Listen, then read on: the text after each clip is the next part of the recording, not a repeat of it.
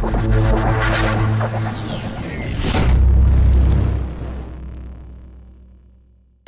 up me duck, it's Links Live's Natters time, where your stories come alive. From the fens to the coast. So grab a cuppa and relax with your go-to podcast for unique Lincolnshire stories.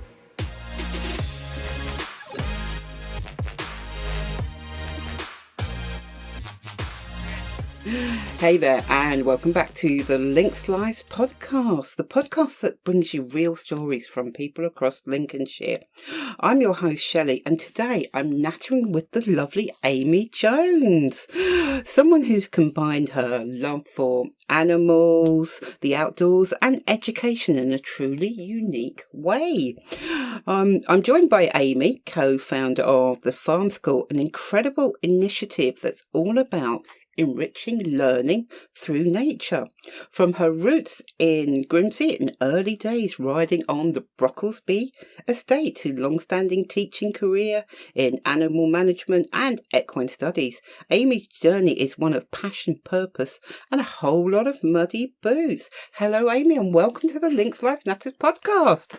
Hi Shelley, thank you for having me. Oh, that's it. I'm ever so excited about this. It's something I'm really, really passionate about. So tell us something about yourself, Amy.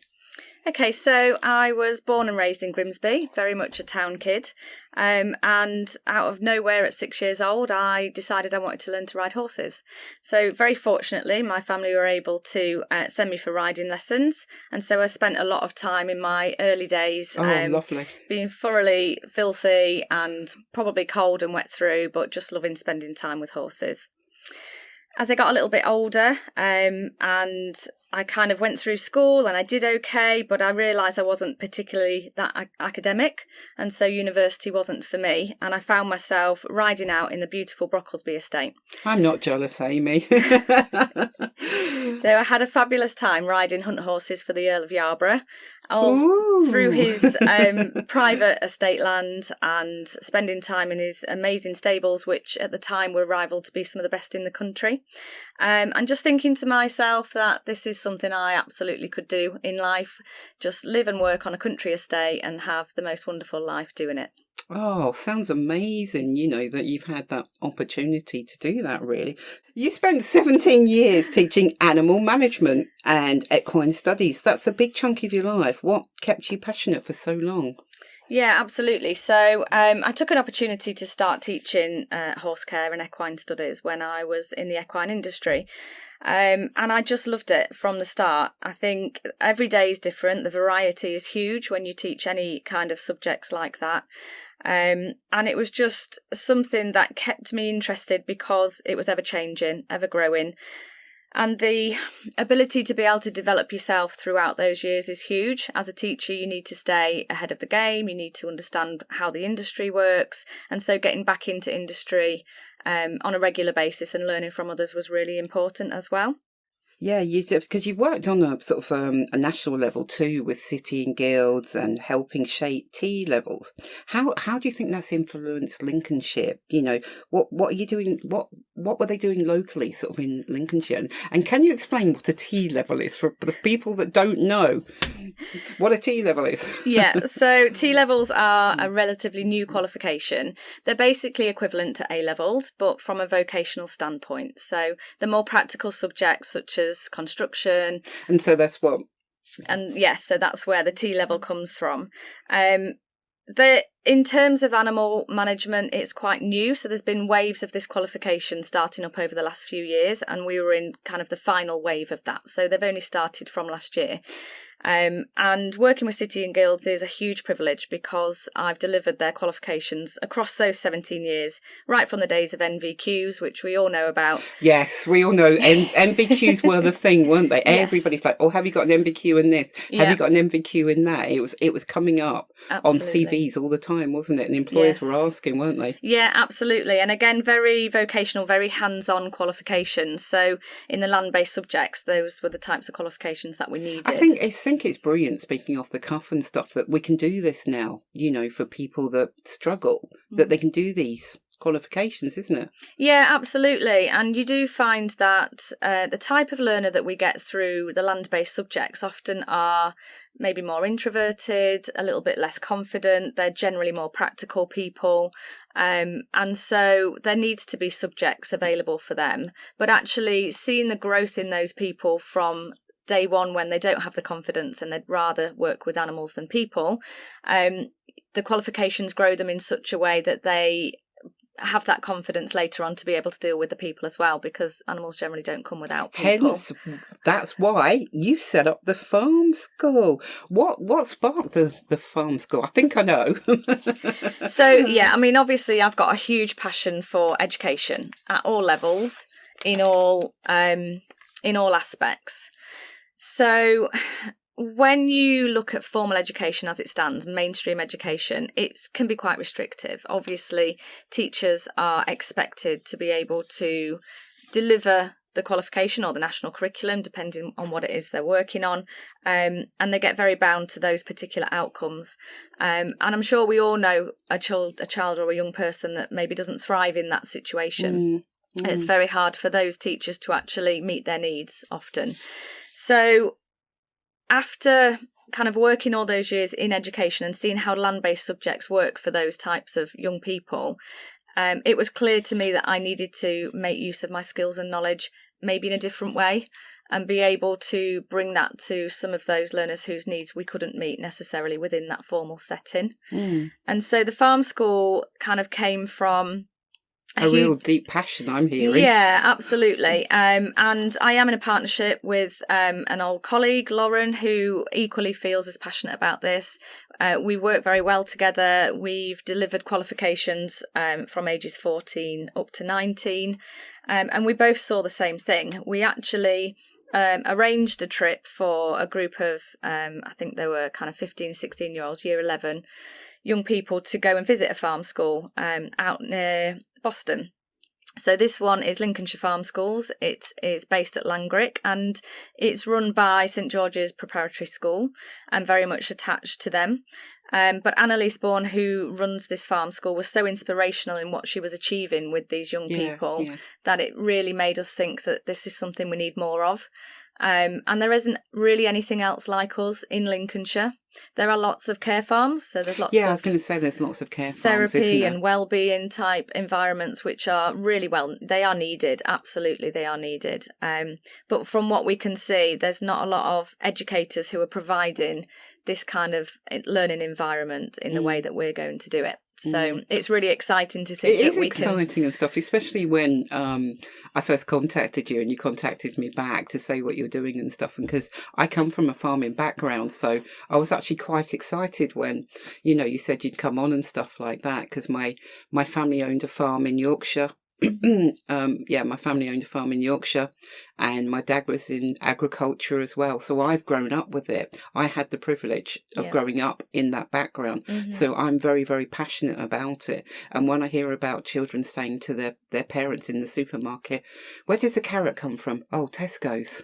There are other supermarkets available. But it's sad, isn't it? Very sad. That they think carrots come from Tesco's. Absolutely. They don't realise they grow in the ground and things, isn't it? Yeah, there's a huge need for people to be connected with where their food comes from, and not just children and young people, people in general, to see that and actually they can grow their own food at home, and they can be more mindful about where their food is coming from. So that is a huge part of our ethos. Is that because we inherited a greenhouse when we moved just recently, and now because we've got the greenhouse, we've got tomatoes in there, we've got chilies in there, we've got sunflowers, and we've just got the bug now that we're growing things. It's only little ones, but we're growing them, Amy. Yeah, absolutely. And it's such a tangible thing, isn't it? For a child or a young person to actually grow something and see the end result and be able to eat the end result is huge. Exactly. So powerful. You mentioned the people you're going to work with, and is there a specific age group? Do you have do you want anybody to come or? So primarily we'll be servicing kind of school-age children, but right up until further education as well. So we'd be looking at 18, 19 years old. That's not to say that we wouldn't also be able to have groups of adults, because I think adults will People who want to volunteer for the day, yeah, possibly. Absolutely. They will equally benefit from coming and learning in nature. And for us, education is not necessarily about learning to feed the animals, for example. It's actually what you learn from being outside, and an adult just as much can learn that being outside impacts their well-being in a positive way as a child can learn from maybe using their math skills to calculate some feed for the animals. Yeah, because that fits in nicely what I was going to ask you about outdoor learning. You know, what are the benefits? But I think you've summed it up. Yeah, there's a huge amount of benefits to outdoor learning. Obviously, lots of well-being and therapeutic type benefits as well. But essentially for us, it's about contextualising learning. So ideally, children will have learnt something elsewhere, but it might not have landed. Therefore, coming and doing it at the farm school and outside means that they're putting it into practice. And so it's able to stick a little bit easier in their brains. I think I want to sign up myself, let alone the children. I think I want to sign up myself, Amy.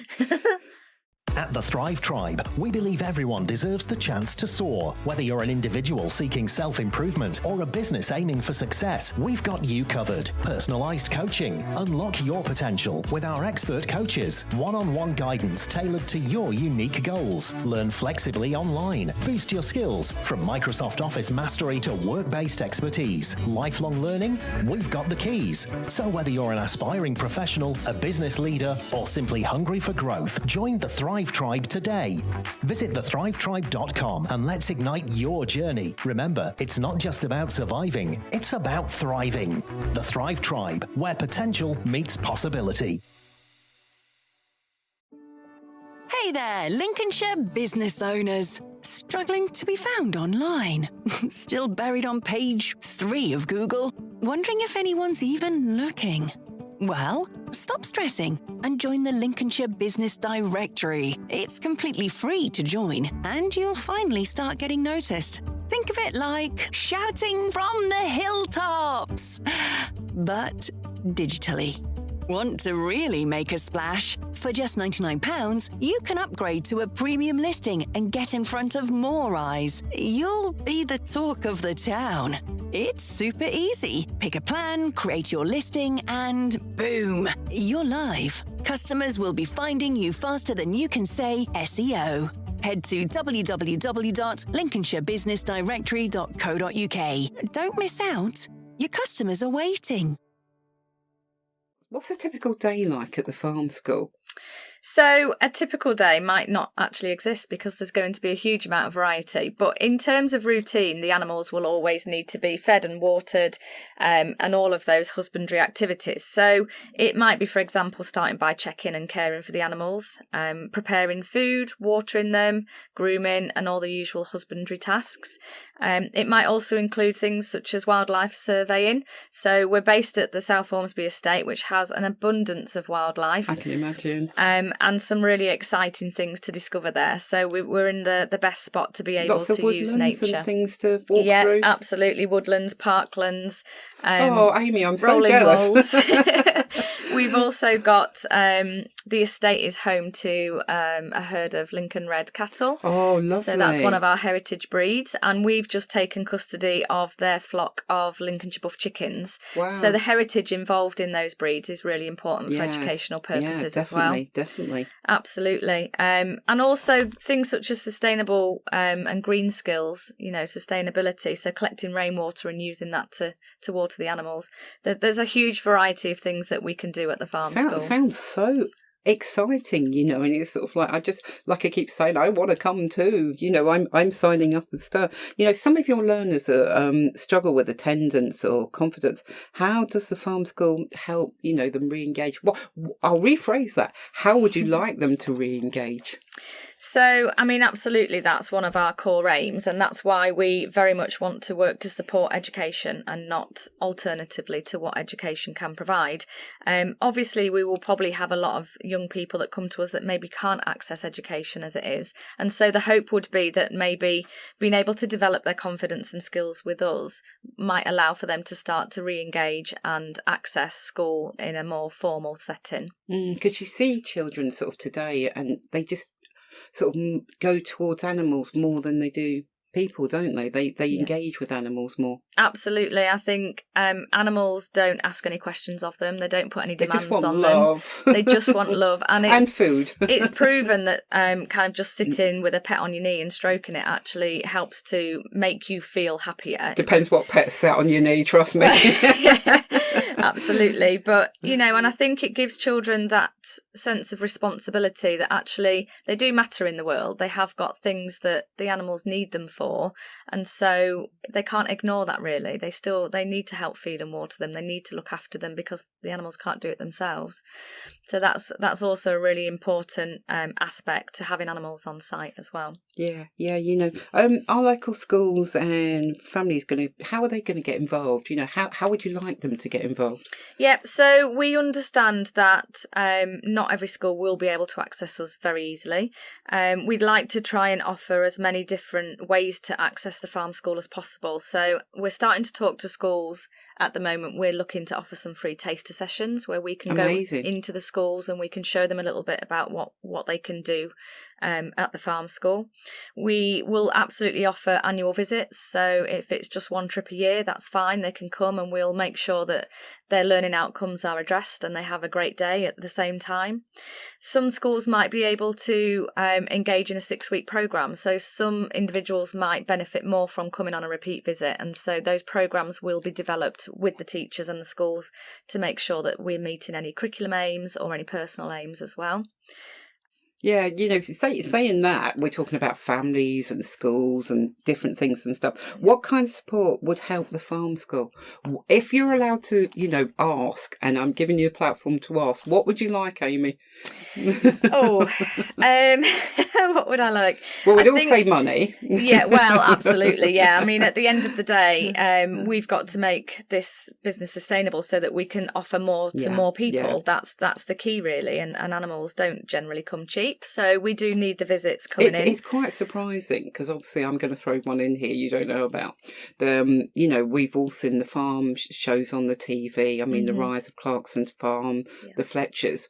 And it's not until you watch that you realise the price of cows, you realise the price of sheep. We're talking 4 figures for some of these animals, aren't we? Absolutely. Yeah, absolutely. They're not cheap at all. And so, the animals have to earn their keep a bit as well. And so some animals for us will be resources to help us with teaching the children, and some will be part of the food chain because we are teaching farm to fork at the same time, and that's just as important. If children are going to come to a farm, they need to understand how farms feed us, and whether that's carrots out the ground or eggs from the chickens. It's all part of the bigger story, so that's really important for us. I think partnerships are key, so we'd love to kind of be able to work with the farming community and be able to showcase our local farmers. So any kind of partnerships where we can feature them in our because I think you were going somewhere to Open Farm when I spoke to you before. Open Farm Sunday, it's a fabulous initiative run by Leaf Education. And it's about getting people out to local farms. It happens all over the countryside. And we had a great day. We saw lots and lots of families there. Oh, amazing. It was really well supported. So the dream, what would be your dream for the farm school? If money was no object, you had everything, what would your dream be? So the dream would be that we would become synonymous with supporting education and enriching education. And being able to provide that alternative that does support formal rather than just stands alone. We also want to help others set up similar projects around the country. There are other projects around the country, but there's not a lot in Lincolnshire. So if we can roll this out, you think there would be more because we are an agricultural county, aren't we? Absolutely. With all the vegetables that people grow, and because it's synonymous when you talk to people and you say you're from Lincolnshire, and they sort of say, "Oh, vegetables, carrots, everything." You don't don't they? They just think absolutely. We just all grow vegetables. Yeah, and everybody knows about it, but actually there's a lot of children that from other areas that don't. You know, the coastal areas maybe, the more town areas. So it is quite important that we also support others to roll this out. So we do work quite closely with Lincolnshire Farm Schools, and we'd hope that there might be more of this in the future. We very much know the barriers. It's taken us 18 months at least to get to this point. And we understand that you need to have a good background in land-based or agriculture, but also from the education sector as well. And that's where we are managing to get this project off the ground, where others might not if they don't have both elements of that. But we really want to also help to inspire teachers to use more outdoor learning as well. So if we can get into schools, if we can help to inspire and empower those teachers that are a bit stuck in classrooms and don't necessarily feel that they can take their lessons outside, we want them to know that they absolutely can, even with a small amount of outdoor space. That's a really big, important message. Yeah. You can go outside of your classroom. Absolutely. And it might just meet those needs a little bit easier and also perk the teacher up, because, being in one place all day is not fun. Because classroom sizes these days are quite big, aren't they? They can be, yeah, absolutely. And I think as years have gone by, the teachers have been asked to do more and more. They wear so many hats. That's exactly. And for this, it might feel like, it's just another thing they want us to do, but we're not sure if we can. That's exactly what you don't want them to think, isn't it? Absolutely. It should be easy. You've got habitats to teach this week in science. You go outside and you look around your playground and you find what habitats you can find. Exactly. Things are there. Things in nature are free. Absolutely. And they are there, Amy. Yeah, absolutely. They are there. So if you could go back and give yourself a bit of advice from when you were younger, what would you give yourself?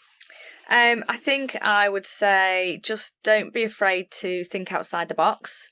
It's very easy to kind of get between those train tracks and just go down the same route that everybody else is doing. But actually, you can do things a little bit differently if you want to. Amazing. Hence why the farm school is happening and stuff. Is there anything else you wanted to add to it? Any more points you want to put in? So just that we are incredibly grateful to be based at the South Ormsby Estate. We're already building relationships with the estate, and they've given us a really great opportunity to get this project off the ground. So I just want to make sure that kind of comes across and that we're very grateful for that. But not only that, we're in one of the most beautiful settings in this natural landscape of the Lincolnshire Wolds, that we want to really celebrate that as well. So if people want to contact, where can they find you? Yeah, so we have got a website. We're www.thefarmschool.co.uk. They can contact us directly through there. We've got an inquiries form also that can be filled out for anyone that's interested in any of our services coming up. So things like holiday clubs, any educational visits and such like. And we've also got a Facebook group, which we only launched about a week ago. Yeah, we had a conversation when you were doing this, didn't we? And I'm just doing this and doing this. So I know this lady's been incredibly busy. But it's all ready for... It's all coming to a head now. I say this has been 18 months in the making. Lots of business development, lots of personal development. We've spoken to thousands of people about this concept, and 999 of them have been really, really positive about what we can achieve. So it's been a great time, and now we've got our base and we're starting to get that developed. We're ready to go. So the Facebook group is just the Farm School. Yeah, exciting times, Amy. Hopefully we'll have you back on the podcast when things are up and running, and we just might invite ourselves, Amy, when everything's up and running, so we can show people the benefits of what being outside can do, and animal husbandry. I can't say that. Absolutely. It'd be amazing. And finally, if someone's listening and wants to get involved personally, like a company, do they still contact you the same way? Yes, yeah, absolutely. amy@thefarmschool.co.uk. Yeah, and I'd love to speak to any businesses that might feel that we can work in partnership or support each other. So if like a company wanted to come on a volunteer day and stuff like that, you'd support that? Yeah, absolutely. Yeah. Amy, it's been an absolute pleasure talking to you. I know she's so excited to get this venture, moving more and get the children and the sort of the adults involved and stuff. stuff. So massive thanks to Amy for joining me today and for sharing such an inspirational project. If you enjoyed the episode, don't forget to like, share and follow Links Lives Natters for more conversations just like this. Until next time, thanks for listening. I've been Shelley.